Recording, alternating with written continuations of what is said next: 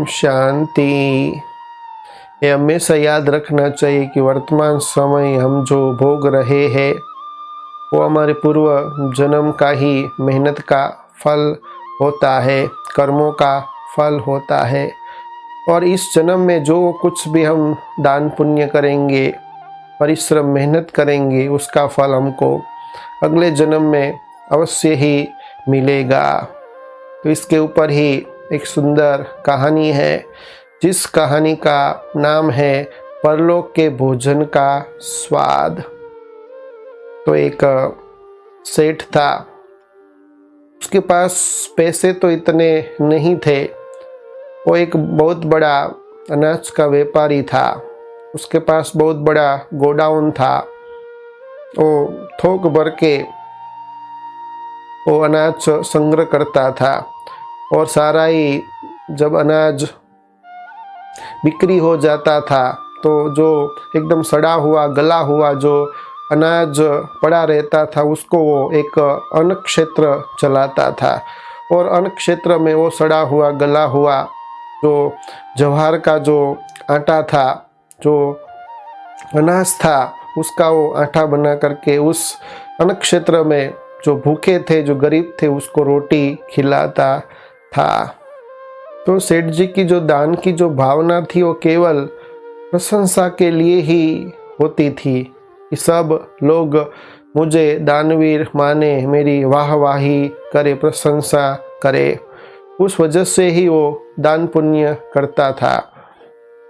तो एक बार जब उसके पुत्र की शादी हो जाती है और उनके घर में पुत्र वधू आती है, तो पुत्र वधू को जो सेठ जी थे, उनके ससुर थे, वो अन्न क्षेत्र चलाते थे और जो सड़े हुए गले हुए जो ज्वार थे उसकी रोटी वो गरीबों को, भूखों को खिलाते थे। ये बात जानकर ये पुत्र वधू को बहुत ही दुख हुआ।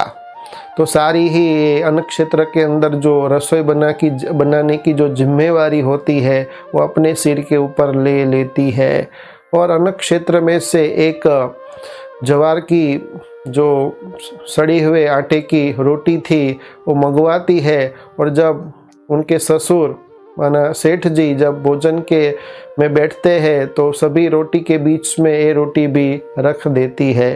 तो एक काली और मोटी सी रोटी देखते हैं तो कुतूहल वश उनको पहले से ही उसका ग्रास बना करके मुंह में रखते हैं।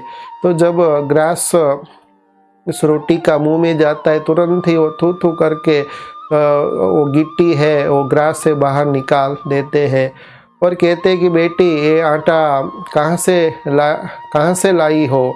हमारे गोडाउन में तो बहुत अच्छा आटा है, शुद्ध है, तो ये आटा कहाँ से आया है? तब उनकी पुत्र वधू उनको कहती है कि ये आटा परलोक से मंगाया है। तो उनके ससुर सेठ जी वो समझ नहीं पाते और कहते हैं कि बेटी मैं कुछ भी समझा नहीं। तब पुत्र वधू कहती है कि आप जो अभी खा रहे हो वो भोग रहे हो, पिछले जन्म के कर्मों का फल खा रहे हो और अभी जो आप कर रहे हो, दान कर रहे हो, पुण्य कर रहे हो, वो आपको परलोक में मिलेगा। और मैंने देखा है कि आप जो सड़े हुए ज्वार की रोटी भूखे और गरीबों को खिलाते हैं, तो आप अभी जो दान पुण्य करते हैं वो आपको परलोक में मिलेगा। तो ऐसी रोटी आपको परलोक में भी खानी पड़ेगी। तो इसका अभ्यास अभी से ही आपको लग जाए तो वहाँ परलोक में ऐसी सड़ी हुई ज्वार की रोटी खाने का अभ्यास होगा तो वहाँ आपको कष्ट नहीं पड़ेगा। इसलिए मैंने ये रोटी आपके थाली में रखी है। तो सारी ही बातें सेठ जी सुनता है और उनको बहुत ही पश्चाताप होता है, अपने भूल को महसूस करते हैं और तुरंत ही सारा जो सड़ा हुआ अन्न क्षेत्र के अंदर ज्वार का आटा होता है वो फेंक देते और अच्छा आटा तब से अन्न क्षेत्र में भूखे और गरीबों को खिलाना शुरू करते हैं। तो इस छोटी सी कहानी से हम सभी को ये सीखने को मिलता है कि कभी भी हमें जो दान करते हैं तो गुप्त दान करना चाहिए। एक हाथ से दान किया तो दूसरे हाथ को पता भी नहीं पड़ना चाहिए।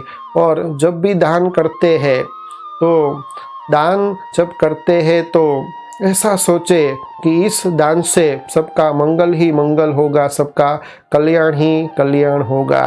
तो कोई भी लेने की या प्रशंसा या वाहवाही की जो वृत्ति होती है, भावना होती है, उसका त्याग करे। हम दानवीर है, हम बहुत कुछ सबको देते हैं, ऐसी भावना से आप करेंगे तो उसका पुण्य भी आपका जमा नहीं होगा।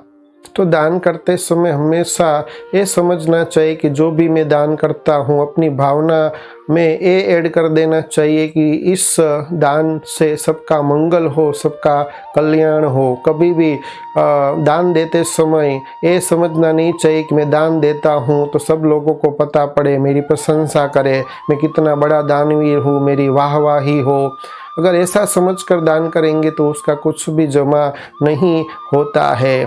इसलिए जब भी दान करें, निस्वार्थ भाव से दान करें तो क्या होता है, आपका ये लोक में तो सुधर जाएगा, लेकिन परलोक भी आपका सुधर जाएगा। तो ये लोक को और परलोक को सुधारने के लिए जो भी आप भगवान ने आपको दिया है, निस्वार्थ भाव से आप गुप्त दान करेंगे तो उसका महापुण्य आपको अवश्य मिलेगा। अच्छा, ओम शांति।